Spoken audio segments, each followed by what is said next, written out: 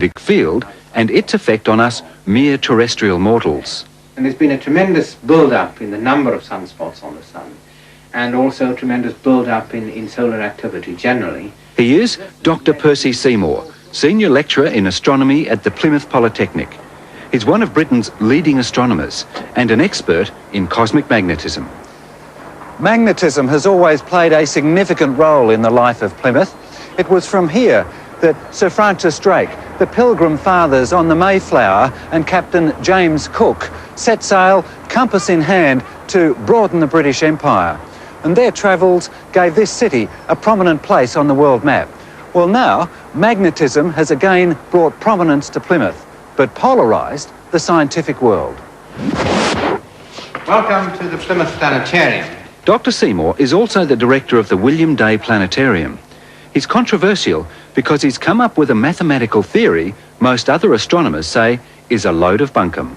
The positions of the planets at the birth, at the natural birth of a child, can label the inherited genetic characteristics of that child. If that sounds a little familiar, what the good doctor is proposing is a scientific basis for the ancient practice of astrology.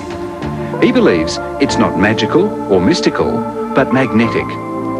But before we continue, let's just clarify one aspect of the theory.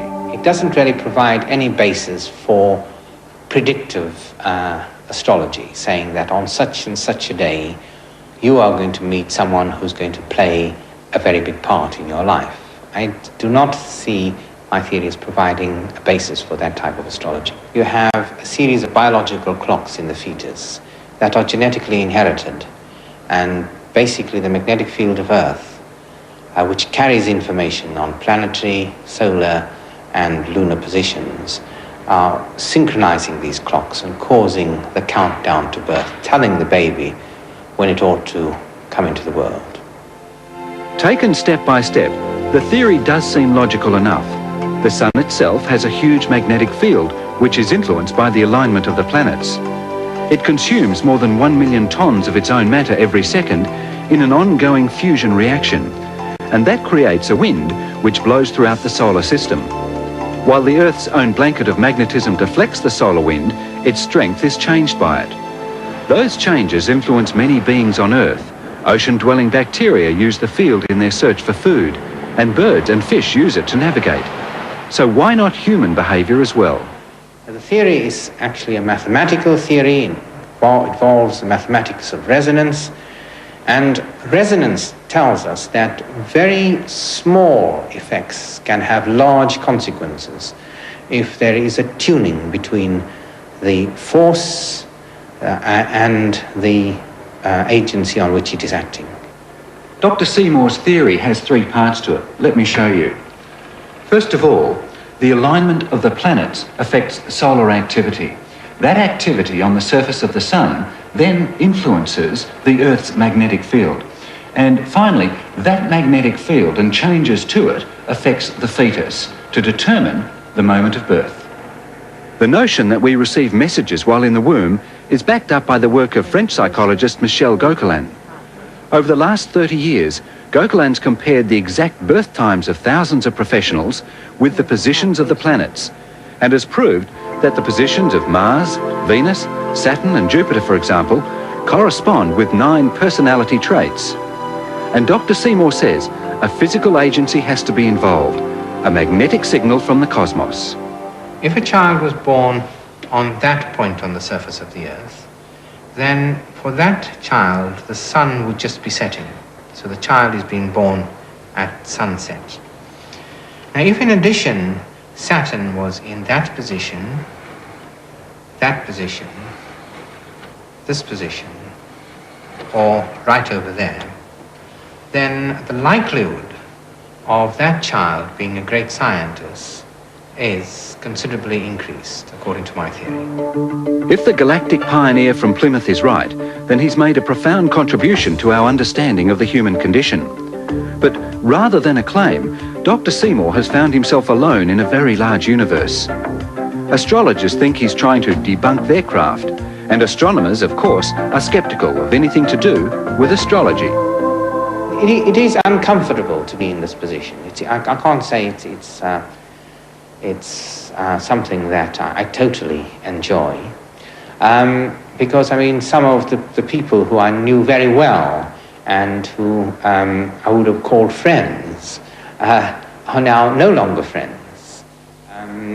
The Secretary General of the International Astronomical Union, Dr. McNally, was interviewed by Omni, and he knows me very well. We have had many dealings over the years, and his reaction was that I think Percy's flipped his lid, and I wouldn't follow him anywhere.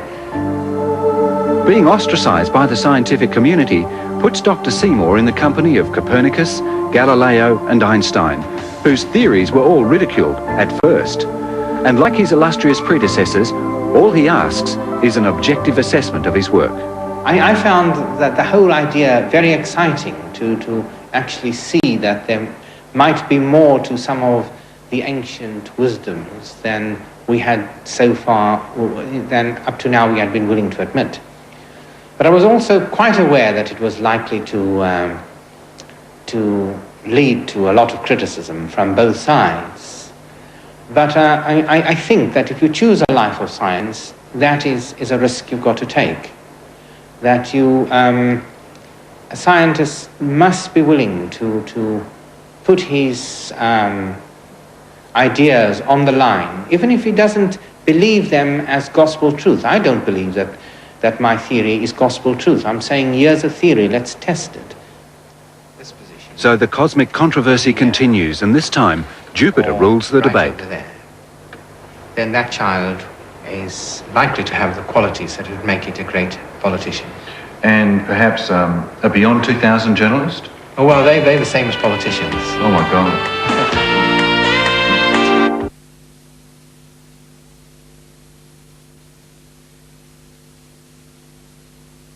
To run across this stage, and Laurence Olivier was here. It's Laurence Olivier's Othello, and I spoke the wrong lines. I came on as a messenger, and I spoke Iago's lines instead. He chose to audition a scene from Othello, the very play Olivier was performing at the time. Whether it was Antony's talent or audacity that impressed Olivier isn't clear, but at age 29, he won a place in the most prestigious theater company in the world. Although he has continued to work successfully in theater over the years, he doesn't have the traditional English actor's appetite for the stage. Early on, he found greener pastures in Hollywood. Would you say, Father, that I have the makings of a king? Splendid king. A won't trade off His first film was a big one.